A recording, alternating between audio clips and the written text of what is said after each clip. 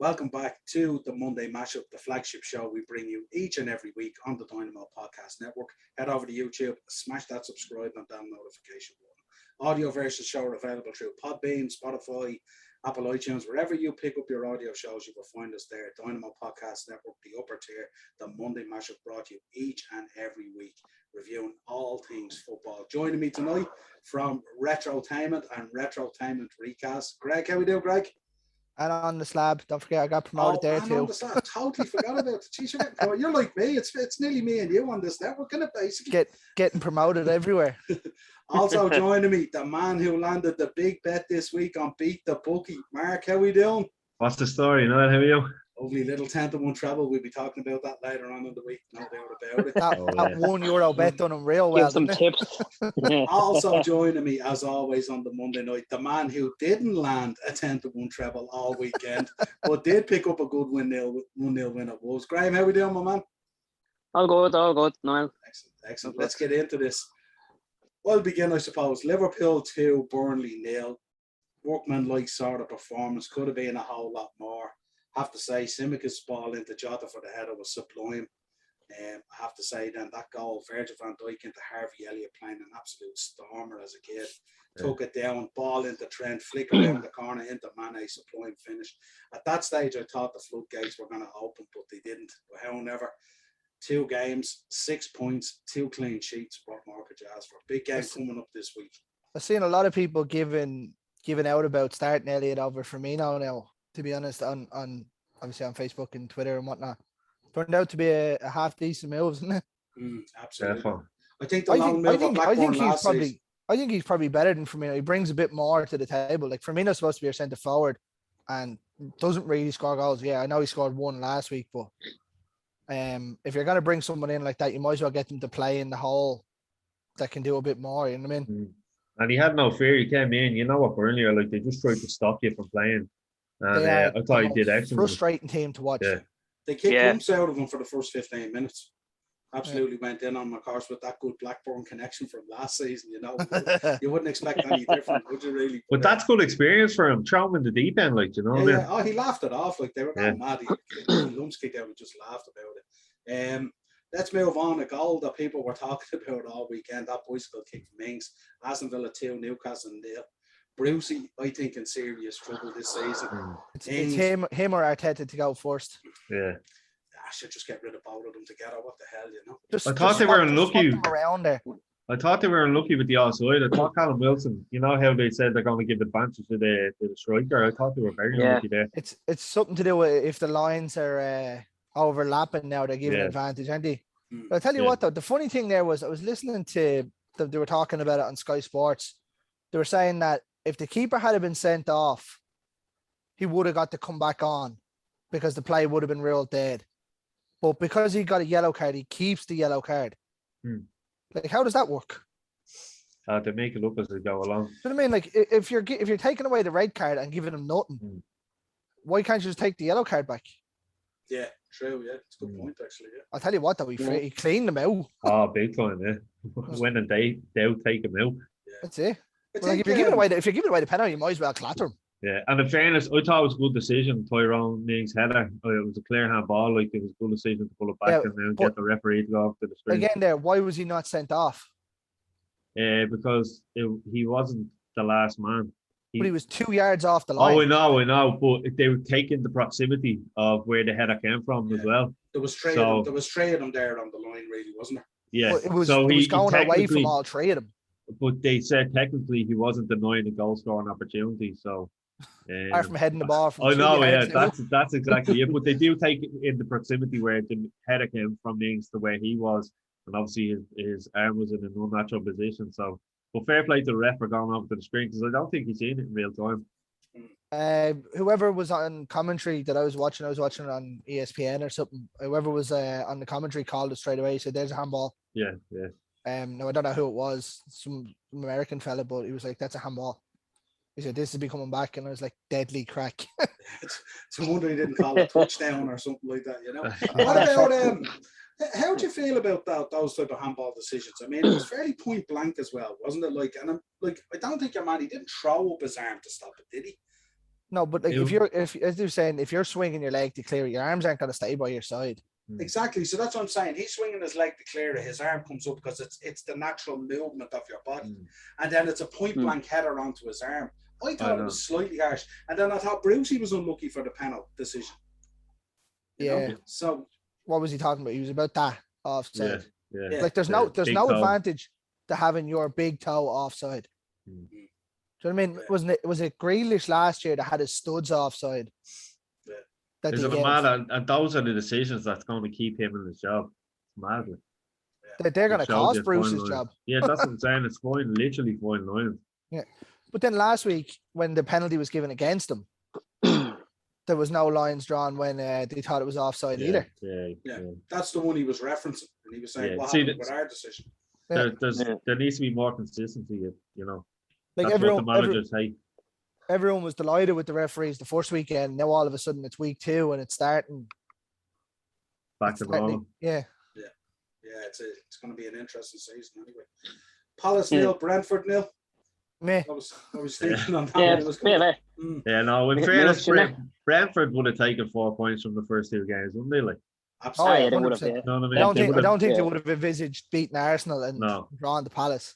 They would have beaten your hand off for it. So no, fair play to them. It wasn't the most entertaining game. And Bermo came probably the closest, was he? The one that hit the bar. Yeah, absolutely. But again, the errors off with his first point, so it'd be interesting to see what kind of season they're going to have. Trouble. I can't see them doing anything, to be honest with you. Especially starting Benteke up front. They're in big trouble. Yeah. Such a strange appointment as well, isn't it? Yeah. A manager in terms from a team that tends to battle down the bottom end as well, you know what I mean? It'd be interesting taking a risk like that. The game I really enjoyed at the weekend, Leeds 2, Everton 2. I mean, Ellen Road packed to the rafters, absolutely vocal and boisterous as you'd expect. But someone explain to me, how did Everton not win this game and be out of sight? I mean, Calvert-Lewin should have had a hat-trick in the first half. Yeah, I don't know what happened there. How good was that Rafinha goal, though? Wasn't it? I don't think even if Pickford was standing in that corner, he would have saved that. Yeah. That was inch perfect. Also, what was Dallas doing for that great goal? Like getting nutmeg like that right on your 6-yard box. I think he's going to be a good signing for Everton. I think. What did he only cost $1.5 million or something like that from there? He'll do well for them this season. I forgot he even went out there. Yeah, he'll do very well. And like I said, only 1.6 million. I think that was a shrewd bit of business by Rafa there. Needs to brush up on the celebration stuff. Celebration was gone. He killed himself. She stubbed his knee and went flying. Imagine him being injured now for the rest of the season or something. I would have booked him for the dive.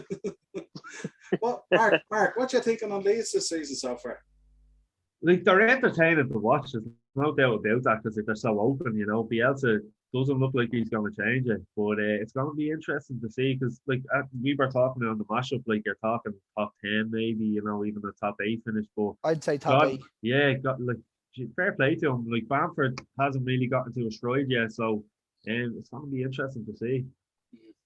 Just always concerned when they're giving goals away. You know what I mean? That whole process of trying to outscore teams. Tends to bite you. And in fairness, that keeper is a young lad as well, so it's not going to help his confidence. You know, he's after conceding 7 goals in 2 games. And actually made a couple of very good saves. Oh yeah, no, he's a great shot stopper. There's no doubt about it. I've seen him a good few times last season. Late on, wasn't it? That he saved from Allen. Yeah. I would say as a world-class keeper, he probably needs to hit the gym a bit and fill out a bit, doesn't he? He's a bit slight, isn't he? He kind of reminds you of De Gea when he first came in. Yeah, he's not commanding enough. Yeah. Well, Shay Gibbon was like that. He was a tiny keeper, but he was some shot stopper, like, you know. He both, yeah. He was class though. Absolutely. Man City, of course, getting their season off to a start, 5-0 against Norwich. Norwich 2 games in are doomed, lads. Tell you what, man. I was looking at it like you're looking at the next 2 games: Leicester at home, Arsenal away, and the next game you think they could pick up points is Watford, but that's not till the 18th of September. So what are you talking about? The next game they can pick up a point. They'll beat Arsenal, sure. Yeah, that's a relegation 6-pointer already. That one is. I'll tell you what, lads, that's the worst performance I've seen from a left back, probably in the Premier League. the same ball unlocked them 4 times down that left back side. Well, how many times have City done that over the years? How many goals has Sterling got like that? Just little tap-ins from 4 or 5 yards out. It's unbelievable. No, I know that, but like watching it was the same pass, Walker to Mahrez or to whoever it was, Torres, or I think it was the same pass. That left back. No wonder why they went. All right, Williams is an okay fullback that we have. The young fella that's had to go in there. He'll do well for them at left back because he knows that other fella's not going to get back in. Yeah, no, he was experience as well. Fucking dirt. I suppose when the golfing quality is like that, the repeatability of trying things all the time once it works, you're not gonna be able to step up to counteract it, really, are you? Because the golf and the quality of the players. Yeah, but he was cut out of position and he was about 3 or 4 yards too far forward every time. Like someone would have to say to him, his centre back or his captain or someone has to say to him, step back and you'll intercept the pass then. Do you know what I mean? He just kept going. And can we just take a moment to appreciate Jack Grealish's goal? What a finish, man. That's goal of the season, lads. Goal of the season. The one that went in off his knob. And he celebrated like he was winded. Yeah. He celebrated like he scored Danny Ings' goal. Never mind anything else. I don't know. Man City, it's just... we spoke last week. Remember we mentioned, and I picked up on it this week, that Grealish and Sterling, not a good idea maybe starting together. And he changed it this week. And certainly they look much more attacking without having both of them on the pitch at the same time. Grealish floating around playing that kind of free role and, changing the system and stuff like that, I thought was very notable. I feel a little bit sorry for Foden now because that's where he was playing. Not that I feel sorry for him being a City player, but he was world class for them last year. And now they're at to bring in Grealish. Where is he going to play? Yeah. Do you know what I mean? Because he's not going to play 10. Because that's where Grealish is going to play. I don't think he's big enough to play 9. I don't think it'll matter because they're going to get Harry Kane at some stage. Oh, Graeme. I suppose the thing about it is, with the way Grealish plays and the way he invites, fouls and stuff like that, he is going to pick up knocks during the season, which will give. He always does. Yeah. You know what I mean, it's just his style of play. He's playing that David Silva role that where he's just go and do whatever. Yeah. Like the amount of changes we usually see Pep making, even in the Premier League, and the amount of competitions they're in, there's going to be look at Mahrez. He had a great game, and there's talk of him leaving. Oh, he wants to leave. He's asked to leave. Same as Laporte, and I'd say Sterling might be the other one to go. I think Sterling might stay this season, but then in the next summer, I think he might head off. Yeah, the Barca Real doesn't look appetizing at the moment. No. PSG might though. Yeah. Not if he wants to sit on the like bench. They need anymore. Inter Miami, watch this space. Unless PSG are fielding a second team in that league. They'll probably get up and win it quicker than like most. Shamrock Rovers beat him. One that'll bring a smile to our faces, lads, as we stare into potentially an international break after this week. Don't want to talk about that. Brighton 2, Watford 0. Shane Duffy with a glorious header off the underside of the bar and in. And of course, Maupay sealing the win, and Marks beat the bookie bet. Beat the bookie. Now, I'm wondering why that wasn't given as an offside. The Duffy goal or the Maupay goal? Yeah. See, initially I thought when it was a Basuma, I thought it took a touch off the defender when he made the tackle and they played it forward. Played, like, you know what I mean, with the tackle. Yeah. So that's why I think it wasn't given as an offside. But going back to Shane Duffy, I'm delighted from him. You've seen how bad of a season he had up at Celtic last year in what is a pretty poor league, and it's great to see him and Lewis Dunk playing beside each other again, you know. And that can only benefit Ireland if he's playing week in, week out, and he's performing the way he did yesterday. Well, I'm kind of sad because I had him on my bench and he won't get off something, and he got 14 points in the fantasy football. Yeah, I put him into it. I got 4. I took out Ben White and put Duffy in. So well, Ben White was in mine, and he will be quickly coming out. Yeah. Take him out for good. I was But thinking, I think you said it, Noel, didn't you, about Graham Potter, though? It's great because he's playing attacking football. You can see what he's doing. He's a great young British manager. And, you know, you can only applaud him because he does it. Remember against us last season, Greg, 3-2, remember? They just came at us and came at us. Yeah. And they did against, they bet Arsenal and all there last season. So, fair play to him. Brighton have beaten all the big teams, bar City. Yeah, yeah. Did you just say there a last minute penalty now? I thought it was about 10 minutes after the last minute penalty. Now let's be fair. When was the handball given?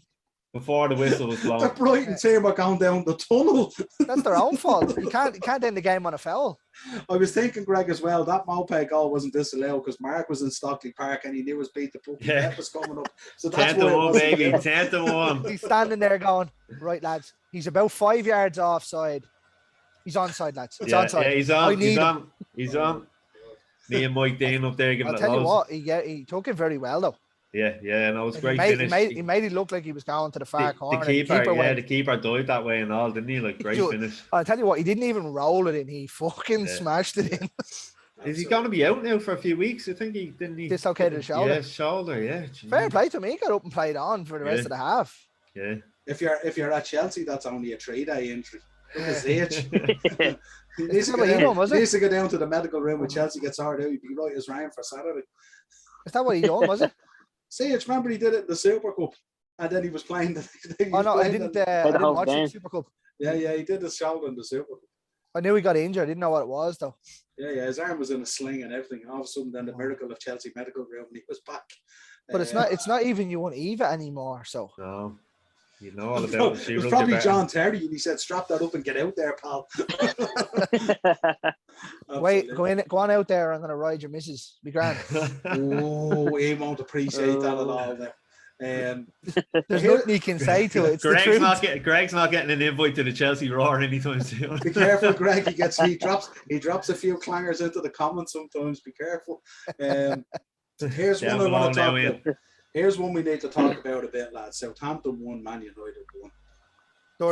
Fred with a sublime OG and Greenwood with a clinical finish as always. I wouldn't even call that a clinical finish. He kicked it off his own foot and run in front of the keeper. They all count. No, fairness. It was a goal. But you probably reacted like I did when I seen the starting 11. I thought, what are you doing, Solskjaer? Like, you know, it's the same old shtick as last year. Same fucking two holding midfielders against Southampton. Like, you need to play one of them. Why didn't he play Fred and then maybe start Van de Beek? Give you that bit of attacking option. I could understand playing Matic. I said it to the lads. I said play Matic and play Van de Beek, or play Fred and Van de Beek. If McTominay wasn't fit, he was only fit enough to play half an hour. Don't bring him. You know what I mean? Yeah, exactly. Stupid. Or you could have even thrown Lingard in there. Yeah. Give him. Do you know what I mean? Give him an opportunity. But why in God's earth you move Greenwood after playing so well against Leeds up front to play right wing to fit in Martial? And look who puts in his place. I genuinely thought he was gonna start Sancho out on the right. Greenwood. That's what I thought. But he just never ceases to amaze me. His selections is just like, if that chance that Martial had doesn't sum up his last year and a bit. I don't know what does. A header off the line from 3 yards away that somehow didn't go in. But for a guy that gets the amount of stick he does on social media, don't you think he just say, right, I'm going to go out there and prove everyone wrong? But he just doesn't look bothered. Like, even when he missed that, he was just kind of struggling along, and you're like, he just needs to kick up the arse. Like, did he think we're shaving the head? People who think he's a new signing or something? I was kind of hoping he came back like a new signing. Yeah, he looks like Ashley Young and plays like him as well. He looks less aerodynamic now than he did with the hair. He looks like what you get when you order Lukaku off Wish. Couple of points I want to put to you guys on this one. One, the selection. I suppose the first question is, okay, you start with your starting 11, and it might be a little bit questionable. But I mean, even the starting 11 against Leeds was a little bit sort of. You know what I mean? And he went there. The one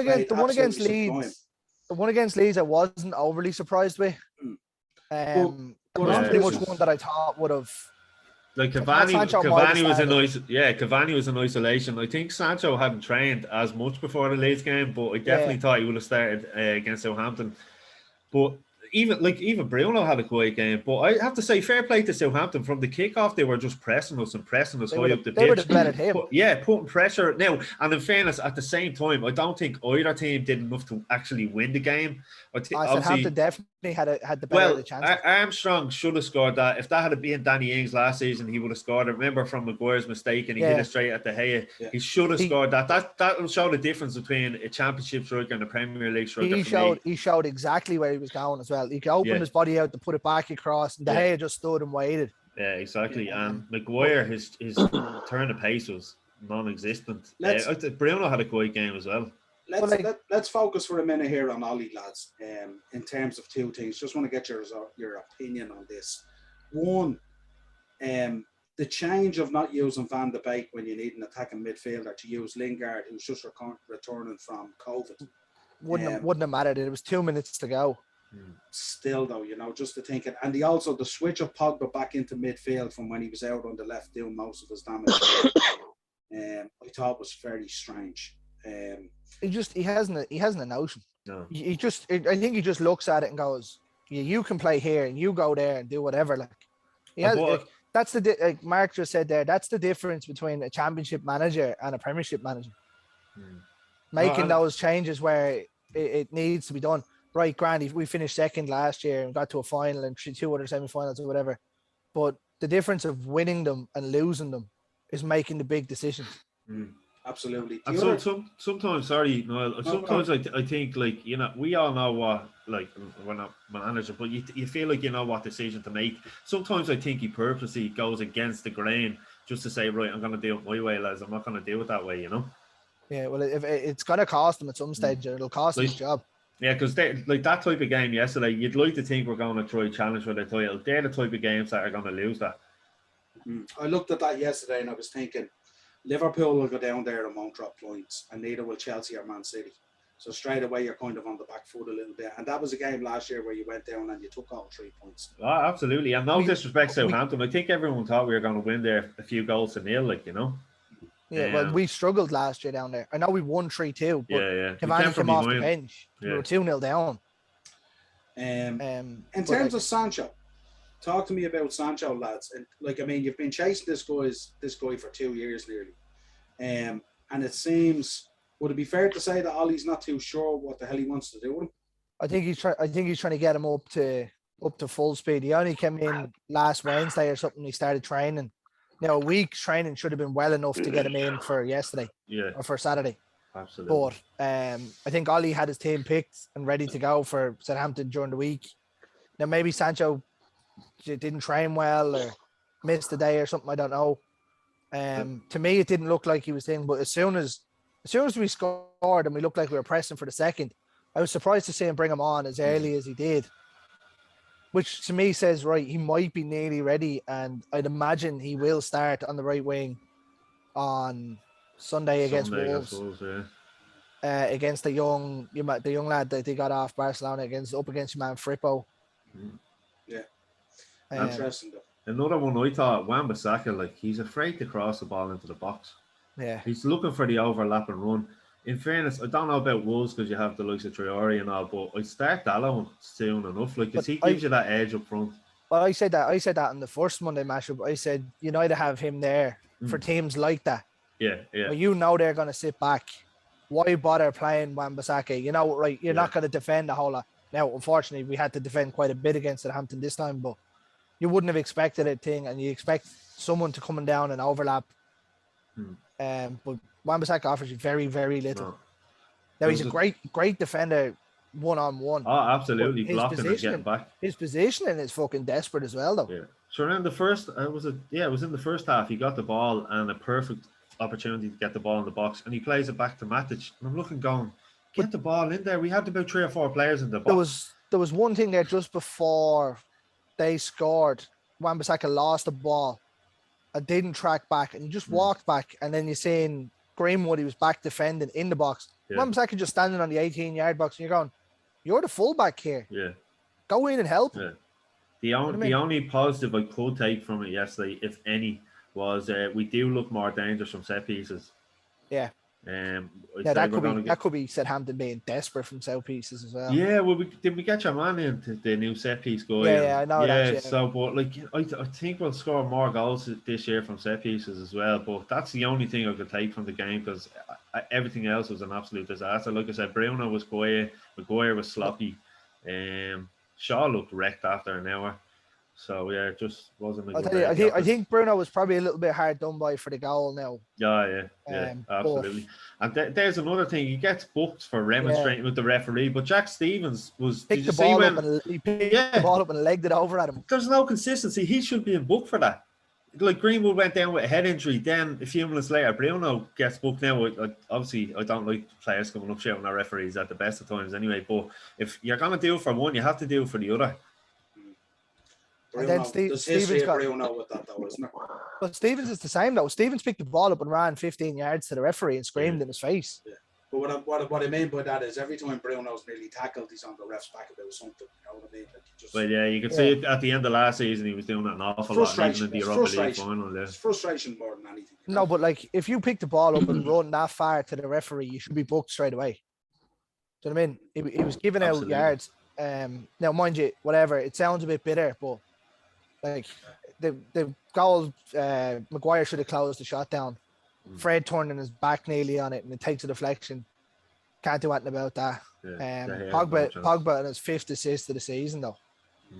Like he's a quarter of the way to beating the record after 2 games. It's shocking. Now he probably won't have another assist for the season. Now watch. He'll leave in January. Now watch. Fuck him. Ollie will probably drop him for the Wolves game. Start Matic, Fred, and McTominay against Wolves on Sunday. Can't wait. Graeme, now back to Wolves. Picks up the points, 1-0 win. Dele Alli with a penalty. Yeah, well, I'm not complaining. It's 2 from 2, 6 points. It's not the fast flowing stuff you'd expect to see from Spurs. I know it's only 2 games in. It probably takes us a few games, but fast flowing. You had Jose Mourinho last year. I know the way we're playing football, we're kind of trying to find a new way of playing without Harry Kane.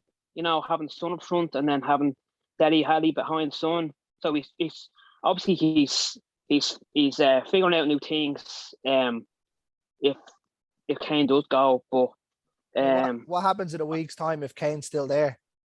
Well, that's the interesting thing. I know what we saying tonight earlier that the way in Europe that we're 1-0 down to the Portuguese side, like if Kane does that, we're 1 down, yeah. So if he does stay to Kane, okay, you start on Thursday, but he'd probably go. Well, if I want to go to City, I'll be fucking cup tied. So I know you don't get cup tied from a qualifier. You know? No. And you're in a different competition as well. Yeah. What's it, the conference or the actual Europa? So the LDV Vans European Trophy.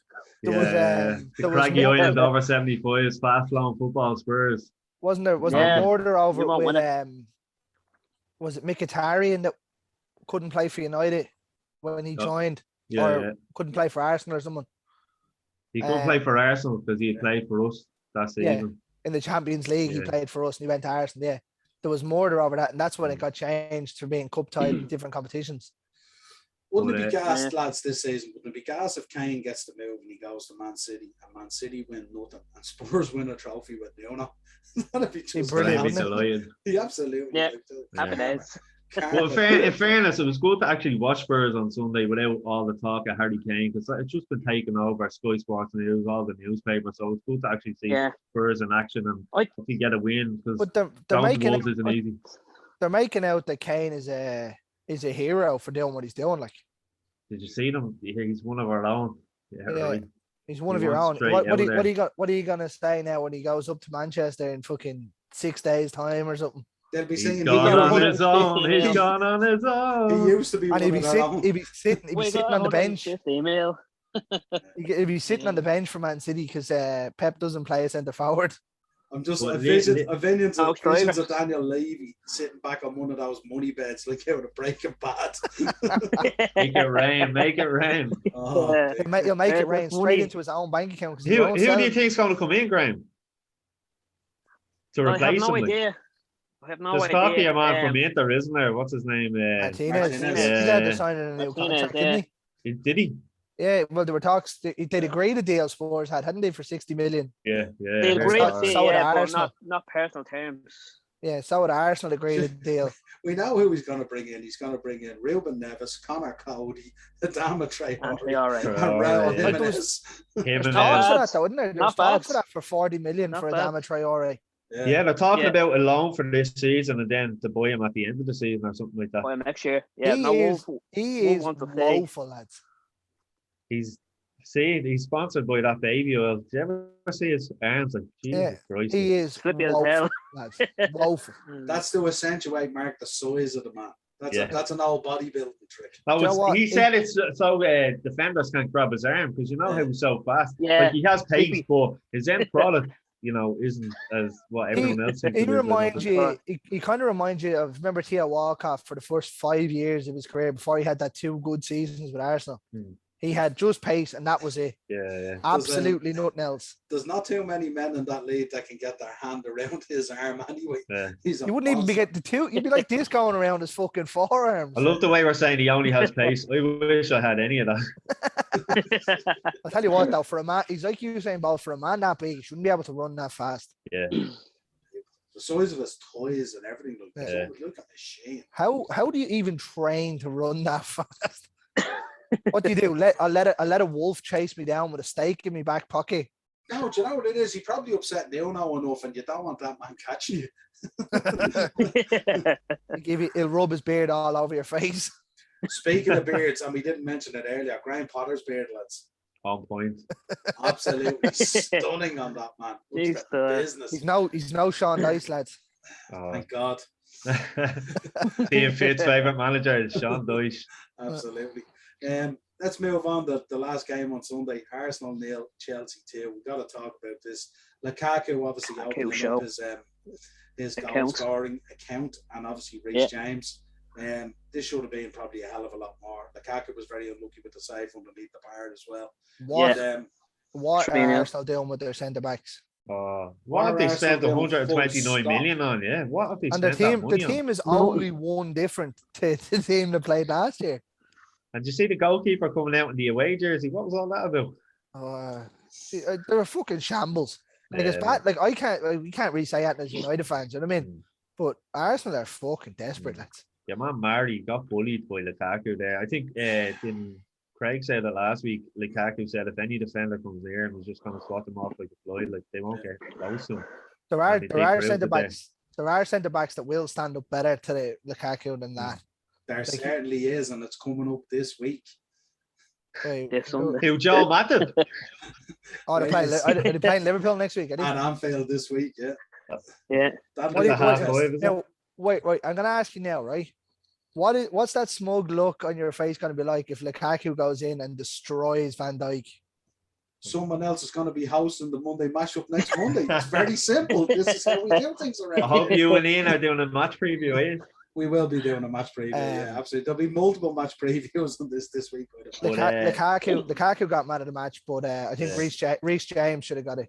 Yeah, He was class, fucking fantastic. He was class. But in fairness, I think Arteta is going to be in trouble. Like, him and Steve Bruce will be the first 2 managers gone. What I do you make was of saying, Arsenal, lads? but like I said it message there, like what they spent 129 million on what? Like A goalkeeper that's not going to play. A 50 centre back million that can't head the ball. and has coronavirus. Well, that's not. Yeah. And then they're after bringing in Odegaard, who I don't think played much last year. Who He didn't want played to a be bit. there. Odegaard, I think, made a difference for them last season in midfield, to be honest with you. And then he said he didn't want to be there. He wanted And to then go he to went Real back. Madrid. He said What's- he's no interest in Arsenal. What's your man's name? Lekongo or Lekongu or Lekonga. whatever. Yeah, Conga, yeah. he looked okay. Yeah, he looked decent. He was a shining light from the fairness. And of course, and of of course, course, Smith Rowe. yeah, Yeah, of course, I done a bet builder for it, waiting on everything to come up for 150 quid. Need a jacket to get booked. Cunt gets booked every other week, like. every other week, and he makes 2 tackles at the end of the game that could have got him booked. But other than that, he was the cleanest goal of his life. What you're thinking? I mean, obviously with what 8 days, whatever it is, at the end of the transfer window. What's Arsenal got to do? I mean, Arteta he's on a knife edge here, isn't he? Unless he brings players in or does some long deals or does something that I've never seen an Arsenal team with such a poor defence and keeper. I've never ever seen it in the history of the club. He may ring Dennis Bergkamp over there at Ajax and be like, "Give me some players, please. Anybody, any of the young lads can play himself." Yeah. I'm sitting back and going, remember when the Arsenal fan base used to slag David Luiz? And I'm thinking, good Lord, they give their right arm now to have him back. And is there still talking about Aubameyang going to Barcelona? Don't think so. I think he's finished, isn't he? Didn't work, no. Who? What? Aubameyang. Yeah, he was linked with Barcelona during the week, but then I'm sure when they seen the wage bill, that was the end of that. I think probably Aubameyang probably just linked himself with Barcelona. That's probably what happened. No. Apparently they were trying to get a deal done for 30 million or something, and I was like, they couldn't afford to keep Messi, but they're going to pay Aubameyang 300 grand a week. What? I think he probably turned it down because he'd have to change the colour of the Lamborghini, wouldn't he? He'd have to change up the colours and stuff like that. No. He might get told he can't have that stupid fucking haircut. Do you know the funny thing about it? I looked at it last week as well, and I looked at the performance against Brentford, and I was thinking about Arsenal. You know what? Even if Lacazette and Aubameyang were playing, would they be any much better? Lacazette would bring a bit more up front. Like they're playing. Who did they play up front yesterday? Martinelli. He's okay, but he's a winger. Do you know what I mean? Yeah. He done decent for them last season, didn't he? But he's not a he's a winger.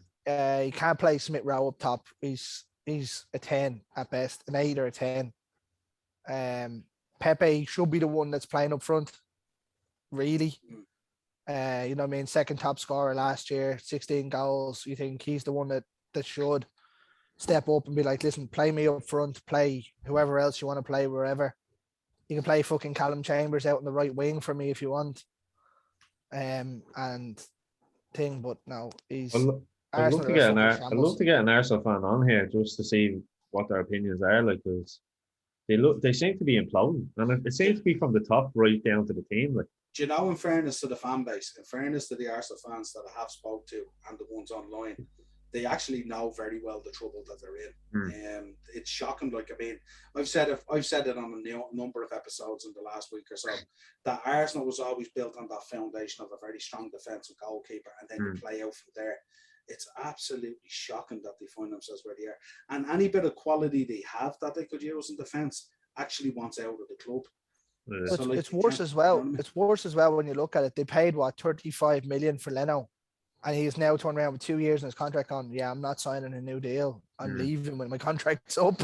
Yeah, Ramsdale be number one then. And but they still, all right, Ramsdale only just came in, but they're still playing him. Like, you know what I mean? If I was the manager and he told me he's leaving in 2 years, I'd be like, right, go and rot in the reserves. He'd be grand.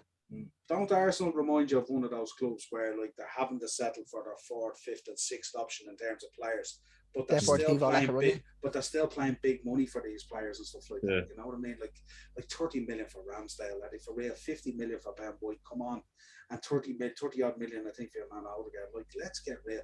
That's nearly 100 million quid. And what have you got walking onto the pitch? This smells an awful lot like United when Moyes was there and Van Gaal, buying players that were third and fourth choice. Like, we missed out Fabregas and a couple others and ended up with Fellaini for fucking 38 million.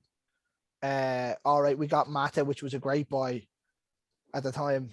And then we went to Van Gaal and you get whoever else you got. Do you know what I mean? It just seems like no one wants to play for Arsenal. And I don't blame them not wanting to play for Arsenal. Like, Arsenal used to be one of those clubs. Like, a lot of my family are from London and they're all Arsenal fans. I already asked them to come on. They said no. I remember used to going over and they'd bring me. I went to Highbury and I've been to the Emirates. It's not too far from like where my nanny and all lives. It used to be a great place to go and watch football. And like Arsenal used to be a great football team. Yeah. And it was always like they had great players, but they always played lovely football. Yeah, exactly. The whole dynamic of the club is gone completely. Would you say them pulling the trigger on Arteta and maybe putting the money in and bringing in a Conte and putting that money in to rebuild it, or doing something? Like if Arteta goes, who comes in? They're hardly going to do Henry or something like that, are they? No. I thought it might have been Vieira if he hadn't took the Palace job. Yeah, I could actually see it being Bergkamp. Or a combination or something like that, some sort of like what they were trying to do with the Spotify deal or something like that. But it's just, I don't know. Are they staying into a bottom half finish this year? Are we seeing one of the traditional top 6, top 4 clubs melting away? Yeah. Like two of my brother-in-laws, Dan and Craig, are Arsenal fans, and actually I don't get fun on slagging them anymore. But before Arteta came in, weren't they linked with Eddie Howe and stuff like that? Yeah, but so were we. They were also linked with Rodgers. Brendan Rodgers. Rodgers was in the running as well. Don't forget that we were linked with Eddie Howe as well. Before Solskjaer. Yeah. When they kind of it was before Mourinho, wasn't it? Because he'd gone through that Bournemouth spell when Mourinho was there, and when they got relegated and he left. It was just before Mourinho came in. At the end of Van Gaal, they were like Eddie Howe, and then they were talking about Rodgers for us. So like I wouldn't ever slag them about bringing in Eddie Howe. He was a great manager. No, he was, yeah, but like it's a totally different job. Like going from when he was managing Bournemouth to United or Arsenal, like it's a big leap. The expectation. The expectation of winning maybe 8 to 9 games a season to winning 19 to 25 games a season, and then you have Arsenal who expect to win about 7. I don't see them as well getting that out of this week against City. Do you? No. I can see him getting sacked this weekend. So they're going into the international break with no points. And probably rooted to the bottom of the table potentially. No, they will be. I can see City pulling it 3 or 4 here. Oh yeah. Now, don't get me wrong. Arsenal for the first 20 minutes looked all right. I know they were 1 down, but they looked like they were in the game. And then all of a sudden, it was like the players just kind of went, "Here, good luck." Yeah, they had no plan B. But you see with Chelsea as well, the way they play. Chelsea kind of sort of glide along for a little bit, and then they turn the afterburners up a little bit, and then all of a sudden, the likes of Havertz and stuff like that suddenly comes alive. You know, so it's not unusual that way. I thought he was relatively quiet yesterday. Havertz. Him and Mount. Like all the danger came down off Reece James on the right wing. Now I'm not saying they played badly, but everything came off that right side. What about all the talk this week? There was a number of videos released. There was training sessions open to the public with fans, and they seen a lot of interactive training between Lukaku and Werner and stuff like that. But Lukaku starts yesterday, Werner's on the bench. What you thinking on that? That is the way it's going to go. You don't pay 100 million quid for a player. I don't care if Werner had 50 goals last year. Yeah, we talked about it last week, didn't we? Like, I can see Werner coming in for like League Cup, FA Cup games and stuff like that. He is gone. So that whole thing we spoke about before, that whole Leipzig way of playing, you don't see that's going to be the case? No, I can't see. I thought he might have tried it yesterday, and like he might try it. But I could see him trying it against us with Werner because we played that high line. I wouldn't be surprised to see Werner playing for his pace to get at the fullbacks. Is it Simiskis or whatever his name is going to play again Sunday? Although Robbo was on the bench. Yeah, I still think I wouldn't chance bringing him back with an ankle injury to have to try and turn off playing that. Like, but is he like, will he play Lukaku and then play the 2 lads just in behind them where they're going to have more space? Because you are still missing Fabinho, aren't you? Yeah, well, it depends. Who knows? You know what I mean? I mean, obviously his dad passed away and stuff like that, but who knows? Oh, is that what it was it? Yeah, his father passed away suddenly, yeah. Oh, I didn't. I thought he was injured. No, his father passed away suddenly. So. Oh well, then he could well be back. But then again, you have to question the mentality: is he mentally back? Yeah. But like, if he plays those 2 in the pocket behind Lukaku could be isolated very easily with the 2 centre backs. But the other 2 boys will have a lot of space. Yeah, I suppose the conundrum really is like, if you're going to play Lukaku with Werner off, who does Werner take out of the team, and are you willing to make that decision? Like, is who comes out of the team if Werner goes in? It'd be Pulisic, I'd Herbert. say. Who doesn't necessarily tend to start. Oh, he started the first week. Yeah, but he doesn't tend to bench, start. He normally tends to spring in bench. from the bench. So you're not looking at Mount. You're not looking at Havertz. No. You're probably not looking at Ziyech if he's fit. Like, he's not going to take any of those three out of the team, is he, to accommodate Werner with Lukaku? The only way he'll do that is if he changes the formation completely to fit in to fit in Werner. Like I'd said it the week that I was on that I think that's the way they should be playing, because I'd actually said to him when they bought Werner, I says you might as well buy Poulsen to play off him because it's not going to work that way. But now that you have that, should it be worth trying? Probably, because you spend 40 million or 50 million on Werner. Yeah. I mean, you don't go from scoring 25, 30 goals in the Bundesliga to what he went with last year. You know what I mean? And then I suppose if your confidence is so low and then the next time Lukaku comes in 100 million quid nearly, and then all of a sudden you're on the bench, that's not going to help your confidence either. To me, that's where he needs to go. Right, sell me then. Do you know what I mean? Like I need to just get out and restart here. Sell me to Arsenal there. Yeah. But like that there, the way Werner was trying to fit into that team last year was the same way United tried to fit Lukaku in. It was just never gonna work. Do you know what I mean? Like Gary Neville was talking about it there on Saturday before the game. He was saying Lukaku to United was a great move, but it was the wrong fit. Same with Werner. Werner was the wrong fit because Leipzig built around Timo Werner. Chelsea were never going to rebuild the team around him. He was going to have to try and he was going to have to try and fit in. Yeah, Tuchel ain't the guy. He's not going to suffer fools gladly. You know what I mean? He's going to take guys out there. And he realised it almost straight away. Yeah, absolutely. Just quickly, lads, some transfer news this week. What you're making of Zuma to West Ham and this whole Koundé deal to Chelsea? They're kind of intertwined, really. But also we're hearing this week as well that Chelsea are looking to wrap up a loan deal for Saul Niguez as well. I mean, if they brought in Koundé and Saul Niguez as well, I think we're all in trouble, aren't we? I can't see that loan deal for Saul going through. He's not going to go there. He's not going to go there to sit in the bench. Well, the question is, if he goes there, would he sit on the bench? Well, I'd have Kante in front of him, and I'd have the way they play. Kovacic will work better. Like Tuchel looks like he trusts those two, and Jorginho is not coming out of that team either. Yeah, no, it's interesting because the stumbling block doesn't seem to be the fee; it seems to be the wages. So that's why they're looking at potentially a loan deal. And I mean, he needs to get out of Atletico, doesn't he? Because they made it very clear, look, they don't want him there. So. And that Kurt Zuma one could be held up because he's looking for over 125 grand a week off West Ham. What? Yeah, I think there's talk that's moving south, if you like, in terms of the wages that he's looking for a move away. I heard that the West Ham move. Do you think Kurt Zuma?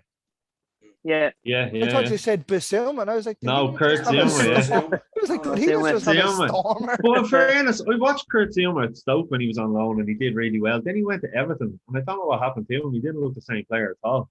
Well, I haven't thought he looked the same player since he done his ACL against United.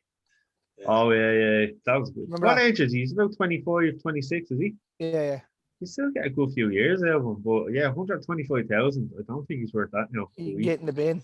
Yeah, right. What about this week, lads? Talk that Man City are going to go in with one final bid for Harry Kane. Is that deal going to be done, or is the toys with Vlahovic and the backup plans there Pep has? Is he going to trigger them like what happened with Maguire when it went from 65 to 80 million? He just said bye, and that was it. What do you reckon is going to happen there with City and obviously with Harry Kane? I can't see it. 6 days to go or 7 days to go. I'd be very unlikely.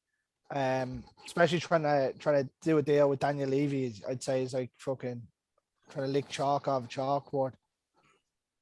I can't see it happening unless Spurs are going to be active over the next few days. With incomings for replacements, I can't see him going in the window. No, I could see them probably offering about 100 million plus maybe Jesus or someone. No, you'd need Sterling and 100 million really to make it worthwhile. Sterling. Because then you can play. Because now the question is, right? You've got a ready-made replacement in Son to play centre forward. You need to replace his position. So Sterling 100 million would make sense. Or Mahrez and 100 million would make great sense. I'd take Mahrez, definitely. Well, so I'd take Sterling the way he plays as well. Song as well. Like you'd probably play him like that for one season, but you'd have to find a better replacement then. Coming towards the end of next year. 100%. Yeah. I know you can't play there forever. Up on his own, he's not used to it. I'll tell you what, he done fucking well though for the 2 games. He did. Yeah. Do you know who I was thinking it would be lovely to get into that deal as well if they could tie down, and apparently he wants out as well. Bernardo Silva. What a player he is! A serious player down with Spurs. Yeah.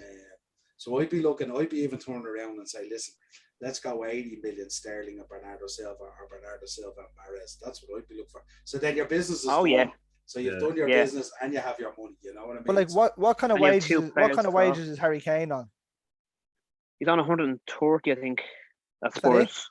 Yeah. All right. I was going to say he's probably on astronomical money that those 2 wages are probably add up to. No. Probably not at 130. There's no such thing as astronomical wages of Spurs. This is Daniel Levy we're talking about here. And we were just talking about Kurt Zuma wanting 125. That is crazy. Absolutely. I'll tell you what though, lads, Yaman Bissouma off Brighton wouldn't be a bad show for a lot of the midfield. Yeah, I'd say he could easily get into the United midfield. He could easily probably get into the Liverpool midfield. The way they play with the 3. Both teams are being linked. Anybody get into the Spurs midfield. He got into my fantasy team this week. Got me 8 and 9 points. So the only one thing I would say, lads, before we get excited about that is they got 50 million for Ben White. So imagine what they'd want for Bissouma. True. Yeah. Yeah, you're probably which one of us are going to take Graham Potter around the back of the shed there? Graham, we're looking at you. I'm not going any further than saying he has a beard. That's as far as I'm going. We spoke about Adama Traore, 40 million. I don't know. I'd be more inclined to wrap up a few Man City players if I could into the Kane deal. The one then that came out this evening was Willian leaving Arsenal. For Corinthians. Yeah, Corinthians, yeah. It makes sense, doesn't it? Go back to Brazil and. Well, he's been fucking pony for the last 3 years. No, well, he had his debut against Fulham. He did a decent game, and then the rest of the season was just a write-off. Yeah, you're kind of, isn't it amazing? You're kind of thinking the trouble that Arsenal are in, but Willian going off, the Arsenal fans won't be too upset at all. Not at all, no. Sure, he hasn't done anything at all. What did he have? 3 assists or something? Yeah. He missed that, and what I'd say he was on a good whack there as well. 250. It probably worked out at about 5-6 million an assist. Not too bad. You wouldn't mind that if those 5 assists won you the fucking league. Yeah, exactly. Yeah, maybe, but that's never going to be the case. But did you read Eddie was best mates with Willian and David Luiz's agent? So we know what happened there. A few little backhanders. Get him over there, will you? And we get him in. Like, to be honest, his career was done leaving Chelsea anyway. Like they were saying, Carvey Solikov was saying it just before the kickoff of the game, and he was like Willian to Corinthians, and he's like, but like it's just one of them deals that no one's really gonna care about. It's just gonna happen. It won't be on the yellow bar at the bottom of the screen. Breaking news. Willian joins Corinthians. Who? Will.i.am from the Black Eyed Peas. Jackpot. I thought I'd finish out the show tonight with our own very own one of Brian Kerr's favourite players heading off to Leon Shaqiri. Is he gone? Is he? Gone. Yeah, it's gone and dusted, isn't it? Yeah. Oh, is it?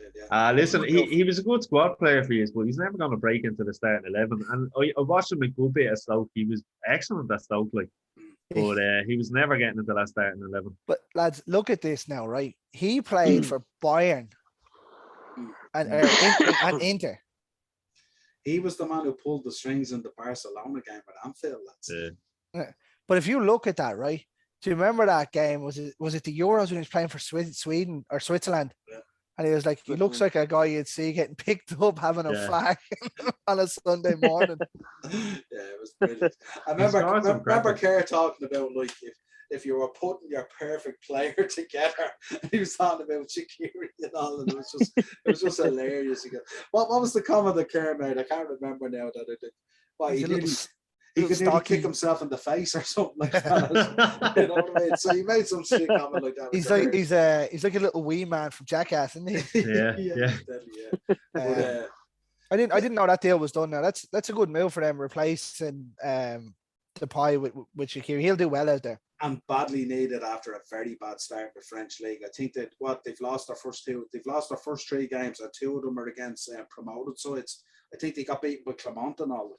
So they've had a real bad start to the season. The only thing I've seen in the French league was what happened yesterday. Oh yeah, Jesus Christ! The Voltron. Yeah, that was fucking shocking, lads. Oh, Jesus Christ!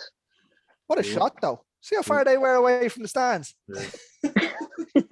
Good aim. Won't get that in Richmond Park, Graeme, huh? You wouldn't get fans into Richmond Park, let alone throwing bottles. Well, they've done stores, water bottles, bang. Absolute pleasure having you on. As always, I'm going to be telling you, we're going to be covering the Champions League draw live on Thursday morning. I think it's on at 11, so we'll be going live on Facebook covering that. I think most of us probably want to avoid PSG, do we? Or do we fancy getting them? Couldn't care less. We're still not going to get out of the group. We were in the best position we'd ever be to get out of the group last year and still somehow. I'm hoping to avoid Arsenal in the draw. Oh no, wait a minute. Sorry about that. Hoping to avoid Spurs. The only draw you'll be avoiding Arsenal in is the FA Cup or the Carabao Cup. Well, they're in the second round of the Carabao Cup tomorrow against West Brom. Yeah. Tell us this, Graeme. If you lose in the Europa Conference, what do you fall down into, or is it you just fall the out? Championship? Nothing. Yeah, absolutely. Well, hopefully Spurs do the business on Thursday. Hopefully Harry Kane gets his move, because good Lord, if that doesn't happen, it's going to be a weird season. Imagine Nuno having to turn around, boy, just slip and pick him down. To be honest, though, lads, he'll still score 20 goals for Spurs this season if he doesn't go. Oh, yeah, I think Absolutely. so. He's that good. Yeah. Absolutely. Well, as always, over to YouTube, Dynamo Podcast Network for all the episodes. Head over there. Of course, drop a big like on all the episodes. Support all the lads. Drop your comments down below. Any comments based on the episode, how your team is doing, how you feel it's going. Kelly.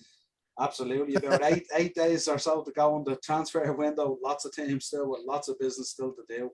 All the versions of the audio shows are over there on Anchor if you want to pick it up. If you want to contact the show, the upper tier on Facebook and Instagram, and on Twitter at the _upper_tier. Hit us up, let us know what your thoughts are. This has been your Monday Mashup. Greg, Mark, Graeme, a pleasure as always. See you later.